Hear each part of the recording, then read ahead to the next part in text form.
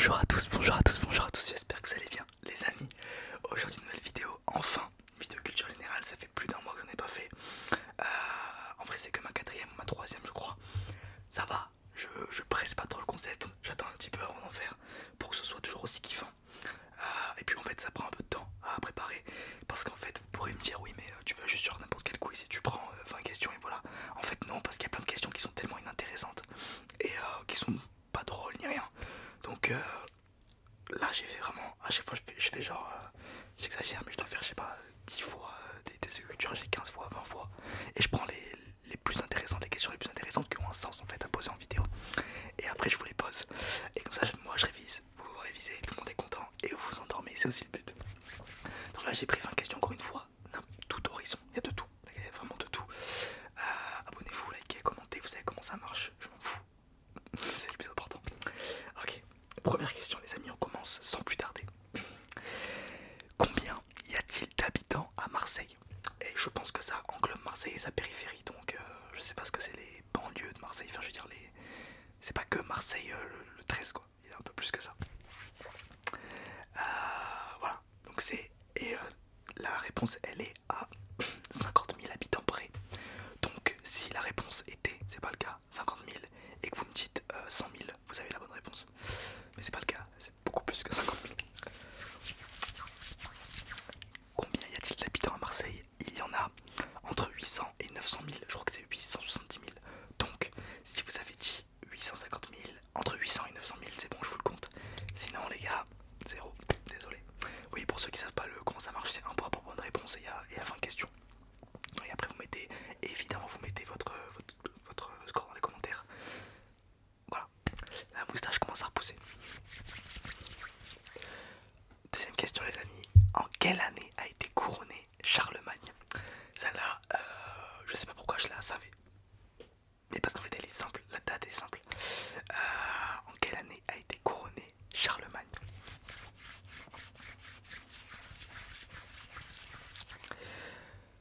Charlemagne a été couronné en 800. Voilà, date toute ronde, toute simple à retenir. Maintenant vous vous en rappelez, et comme ça c'est très simple. En 800 après Jésus-Christ évidemment, Jesus Christ. Et 800 c'est une date simple à retenir. Donc maintenant vous vous en rappelez parce que moi ça je le savais. Alors qu'il y a plein de questions que je savais pas avant de faire le test. J'ai les cheveux qui poussent, hein, ça va pas du tout. Je laisse un peu pousser les cheveux, on en pense quoi? Troisième question les amis. Combien y a-t-il de départements en France? Ça c'est simple. C'est ça mais il faut le savoir. C'est pas au hasard. Combien y a-t-il de départements? Départements hein, par région, des petits trucs. Il y en a 101 en comptant évidemment la Corse, mais en comptant les dom-toms, il y a 101 départements en France. Voilà, ça a intérêt de le savoir maintenant. Je vais vite sur ce genre de questions parce que soit vous savez, soit vous savez pas. C'est pas des questions genre où il faut vraiment réfléchir. Quatrième question les amis, qu'est-ce que l'hématophobie? Ça c'est simple. Hématophobie, il y a vraiment la réponse dans le nom quasiment. Soyez pas bêtes, et je veux vraiment la bonne réponse. Qu'est-ce que l'hématophobie? Qu'est-ce que l'hématophobie? L'hématophobie, c'est la phobie du sang, évidemment. Ceux qui ont peur du sang. Je vais peut-être pas mettre d'image parce qu'il y en a peut-être qui sont hématophobes. Voilà. Peur du sang, je pense que c'est la peur du sang en général. Hein. Je pense que ce soit une plaie, que ce soit une poche de sang, que ce soit bref. Je suis pas hématophobe, mais c'est pas non plus mon kiff. Donc ouais, je vous comprends. Mais bon, je tombe dans les pommes quand même. Cinquième question, très simple. Quel est ce légume? Quel est ce légume? Il faut le savoir. Moi je commence à réviser les légumes. C'est pour vous dire à quel point j'ai un gros souci d'alimentation. Je mange très très mal. Quel est ce légume les amis? C'est évidemment du manioc. Très simple. Manioc. Voilà. Je sais même pas ce qu'elle a à dire là-dessus. On dirait du bois. Bref. C'est du manioc. Sixième question. Quelle ville est surnommée Big Apple?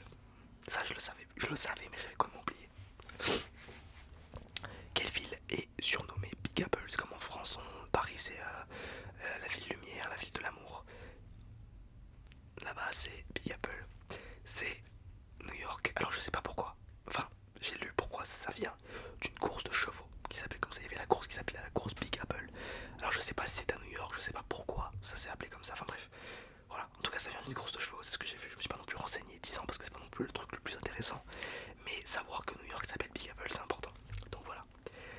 Sixième question, là on passe à la septième. Si vous avez déjà 6 sur 6, vous êtes très fort. Celle-là, elle me fait pleurer de rire.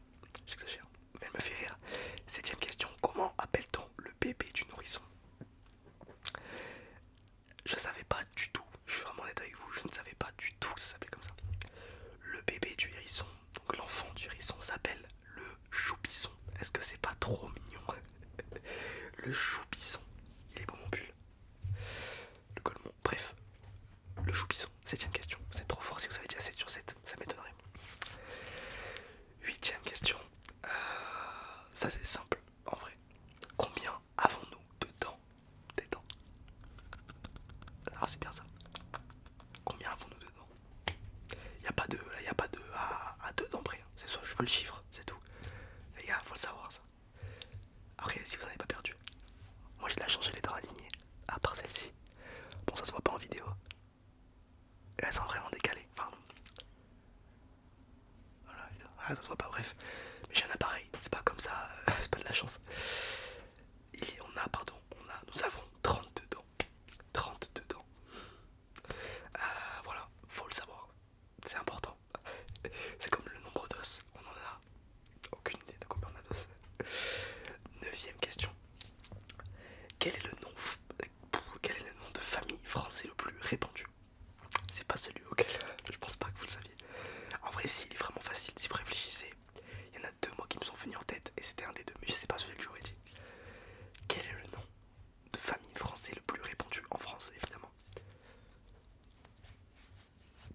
C'est évidemment Martin. Je pensais que c'était Dupont, mais en fait Dupont, je crois que c'est plus une vanne française. Enfin, comment vous dire, une vanne genre Dupont pour dire voilà. Mais Martin, c'est vraiment le plus répandu, celui qui a. Si vous vous appelez Martin, vous êtes vraiment pas du tout original. Dixième question. Comment appelle-t-on une question qui n'attend pas de réponse? Un exemple. Il fait beau aujourd'hui. Ouais, ça marche. Non, ça marche pas parce que c'est pas une question. Je sais pas. Attendez, j'ai pas d'exemple. Mais bref. Non, moi, rien avec ça, vous devriez savoir. Comment appelle-t-on une question qui n'attend pas de réponse? Par exemple, il y a quelqu'un qui fait un truc de fou. Vous dites, mais t'es fou quoi? Vous attendez pas à ce qu'il vous dise oui ou non. C'est pas là, voilà. Ça s'appelle une question rhétorique. Question rhétorique. Je pose une question et je veux pas de réponse après. Je m'en bats les couilles. C'est juste pour te faire comprendre un truc, pour te faire réaliser quelque chose. 11e question. Comment appelle-t-on un verre VERS, évidemment, de 12 pieds? Ça, les amis. Alors, évidemment, on parle de poésie. Parce que cette question, je l'ai vue sur TikTok. Et dans les commentaires, c'était ah, mais je savais même pas que ça pourrait être poésie. Donc, bon, quand même. On parle de poésie. 12 pieds, c'est 12 syllabes. Vraiment, il faut le savoir, ça aussi, hein, c'est important. Comment appelle-t-on un verre de 12 pieds? On appelle ça un. Il y a plusieurs noms. Et putain, c'est vrai que là, en me disant ça, je me rappelle même plus des autres noms. Genre de. Si ça fait 8 pieds, 10 pieds. Donc, un verre de 12 pieds, on appelle ça un alexandrin. Voilà. Mais je crois qu'il y avait d'autres noms. Il y a l'alexandrin, il y a le. Putain, je sais même plus. Les gars, ça, c'est des trucs qui c'était vraiment primaire, collège, hein, la poésie. 12e. Quel pays a inventé la première arme à feu? Donc l'ancêtre du pistolet, pardon. Pistolet, bref, les armes à feu quoi. Ce ne sont plus des armes blanches, ce sont des armes à feu. Quel pays a inventé les armes à feu? Le premier en tout cas. C'est la Chine. Évidemment, la Chine, j'ai pas la date par contre, c'est vrai que je l'ai pas écrit, d'habitude je l'écris. Mais là bon bref, voilà c'est la Chine. Ça m'étonne pas tant que ça en vrai. Enfin un peu. Enfin ça m'étonne moins que si c'était genre l'Azerbaïdjan, mais ça m'étonne. Je pensais plus que ça allait être, je sais pas moi, les États-Unis. 13e question. En quelle année est sorti le premier iPhone aux États-Unis? Enfin, je sais pas si ça change un truc, mais en tout cas, il y a la première fois que l'iPhone est sorti pour les gens, le grand public, n'importe quel pays. En l'occurrence, les États-Unis. En quelle année? C'était l'iPhone 3GS ou 3G, je crois, ou 3, tout simplement. En quelle année est sorti le premier iPhone? Il est sorti en 2009, évidemment, j'avais 5 ans. Et oui, ma mère l'a eu. Ma mère a acheté le premier iPhone, ça c'est dingue comme anecdote. Pas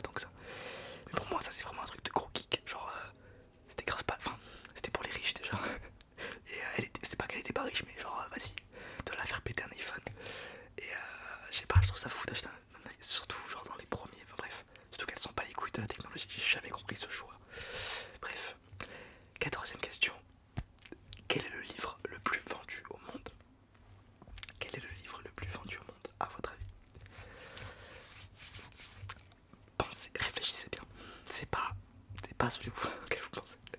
Quel livre est le plus vendu, et je crois qu'il est même, non, pas traduit, vendu au monde?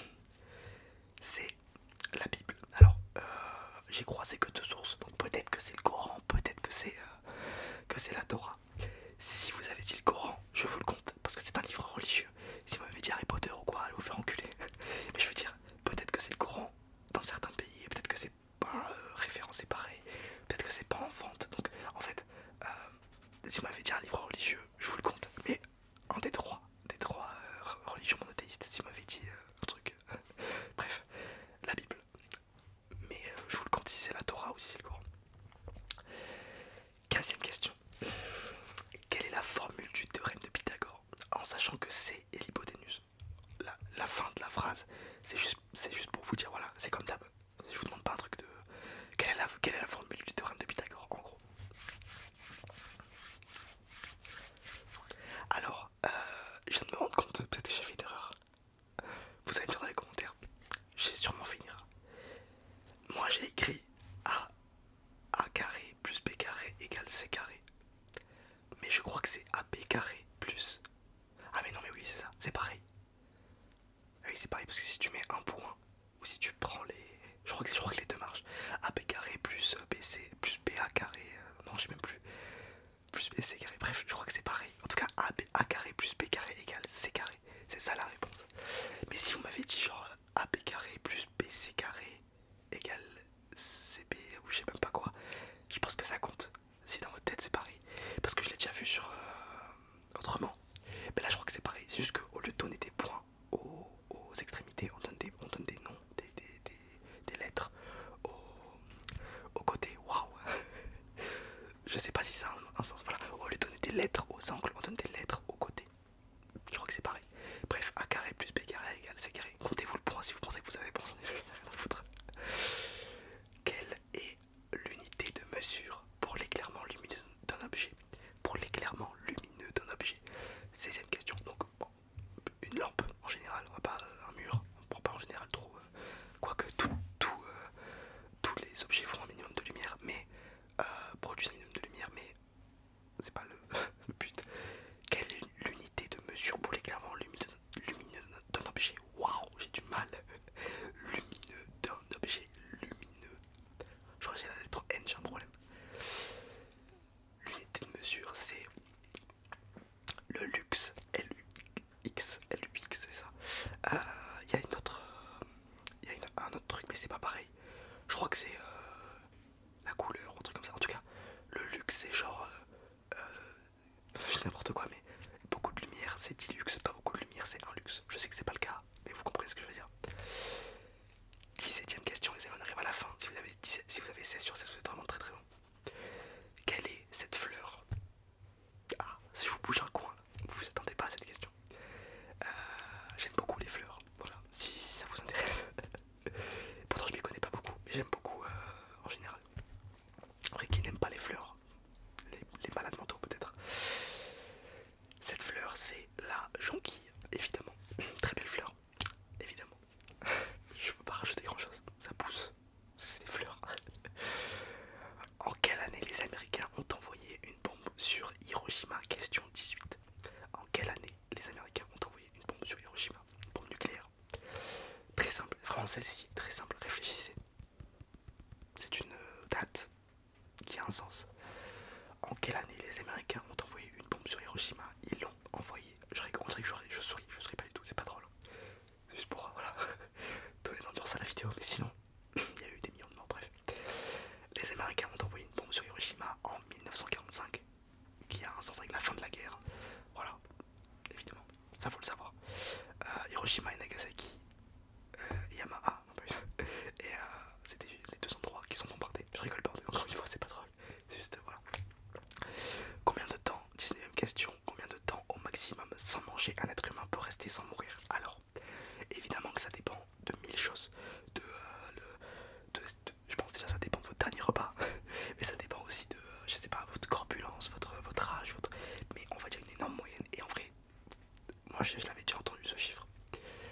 Combien de temps au maximum? Ça veut dire que vraiment, après tu meurs. Sans manger, un être humain peut rester sans mourir.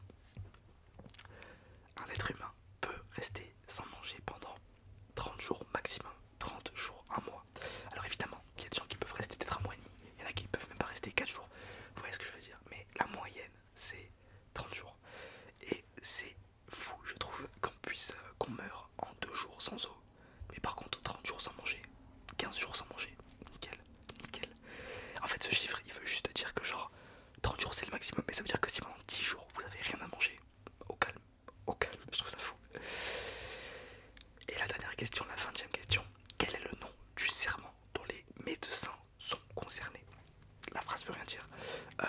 Les médecins à la sortie, je sais pas exactement quand est-ce que c'est, en tout cas c'est sûrement quand ils ont leur diplôme, quand ils vont le passer, quand ils le reçoivent, quand ils vont commencer à exercer. En tout cas il y a un moment dans la carrière d'un médecin où ils font serment, le serment de quelque chose. Et c'est pour dire en gros, ce serment vous pouvez le trouver sur internet, en gros je soignerai quiconque, il y a plein de trucs et c'est très louable comme serment, mais il a un nom. Et je crois que ça devait être sûrement un médecin de l'Antiquité, j'en sais rien. Quel est le nom du serment dont les médecins sont concernés? Voilà, on se comprend pour la question. Le nom du serment, c'est le serment d'Hippocrate. Ça je le savais, peut-être pas vous. Voilà, on arrive à la fin des 20 questions les amis. Dites-moi dans les commentaires votre score. Sur ce, moi je vous fais de gros bisous